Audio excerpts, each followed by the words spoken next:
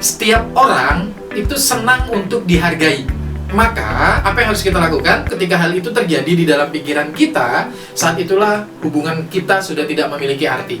Nah, ketika teman-teman bisa melakukan itu, maka hubungan Anda dengan rekan Anda akan memiliki chemistry yang jauh lebih baik dibandingkan sebelum-sebelumnya.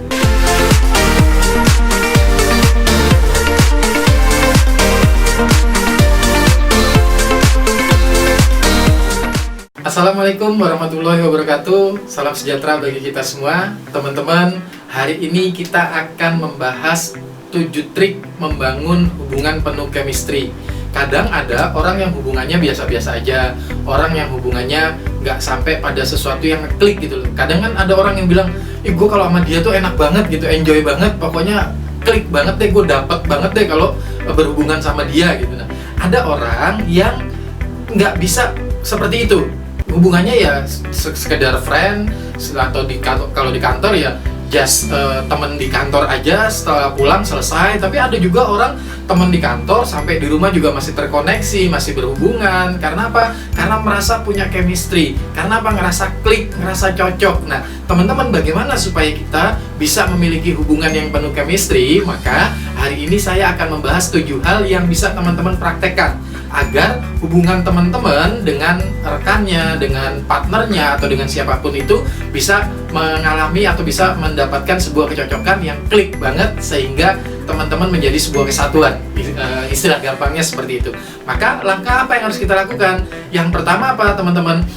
Setiap orang itu senang untuk dihargai. Maka apa yang harus kita lakukan? Hargai orang-orang di sekeliling Anda. Hargai teman Anda, hargai orang-orang yang berhubungan dengan Anda. Sehingga apa? Nanti ketika kita berhubungan, itu akan muncul atau timbul sebuah chemistry. Yang kedua, jangan segan untuk memulai menyapa dan menanyakan kabar rekan Anda tersebut. Contoh kalau di kantor gitu ya, kita papasan atau kita baru masuk ke ruangan gitu ya, ruangan kerja yang isinya banyak orang, silakan tanyakan, "Woi bro, apa kabar? Kemarin gimana? Pulang kerjanya enak atau macet atau enggak gitu? Sampai di rumah gimana?" Tanyakan kabar mereka. Karena orang juga seneng kalau ditanyakan kabarnya. Jadi orang tersebut menganggap, oh dia care sama kita gitu ya. Kemudian yang ketiga, jangan ada niat untuk mencari keuntungan dari sebuah hubungan. Ya, satu hal itu, ketika hal itu terjadi di dalam pikiran kita, saat itulah hubungan kita sudah tidak memiliki arti. Karena orang pasti tahu kok, orang ngerasa kok, oh ini dia mau main sama gua karena ada sesuatu nih. Dia mau berhubungan sama gua karena dia punya maksud nih. Nah, ketika hal itu ada di dalam pikiran kita dan itu kita lakukan, maka orang sudah nggak nyaman dengan kita. Hubungan kita bisa jauh dengan rekan kita. Oke? Maka yang keempat apa, teman-teman? Siapkan diri untuk apa? Untuk selalu mendengarkan permasalahan teman Anda. Kalaupun teman-teman nggak bisa membantu untuk memberikan solusi, minimal apa? Kehadiran dan perhatian kita sudah sangat berarti bagi teman kita.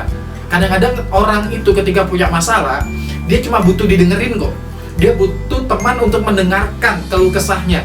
Ya, syukur-syukur kalau kita bisa membantu lebih.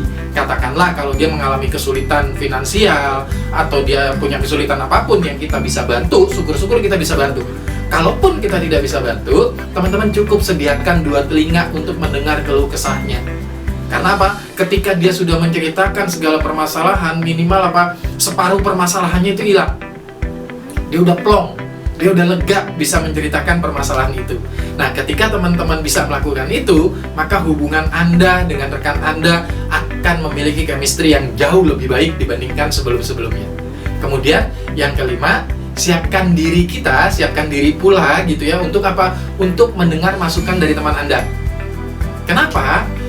Bisa jadi karena apa yang mereka sampaikan pasti untuk kebaikan Anda juga. Jadi bukan hanya kita menyampaikan, tapi kita juga harus siap mendengar masukan dari teman kita. Biar apa? Teman kita nggak merasa, oh kalau dia mah pengennya ngomong terus, dia mah jagonya nasehatin, tapi kalau dinasehatin nggak mau. Nah itu kan udah nggak ada chemistry itu kalau teman kita sudah punya pemikiran seperti itu, atau dia memandang kita seperti itu. Maka apa yang harus kita lakukan, teman-teman? Kita juga harus siap mendengarkan masukan dari rekan-rekan kita. Yang keenam, Ya, yang keenam, sekali-sekali boleh teman-teman memberikan hadiah untuk menunjukkan perhatian pada teman Anda. Ya, nggak perlu yang mahal-mahal juga.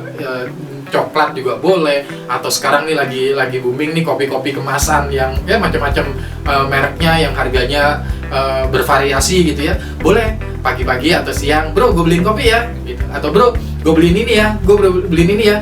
Nggak apa-apa. Untuk apa? Untuk membangun chemistry dengan rekan Anda. Kemudian yang ke-7, yang terakhir teman-teman, jangan segan-segan untuk apa? Untuk memberikan pujian kepada rekan Anda.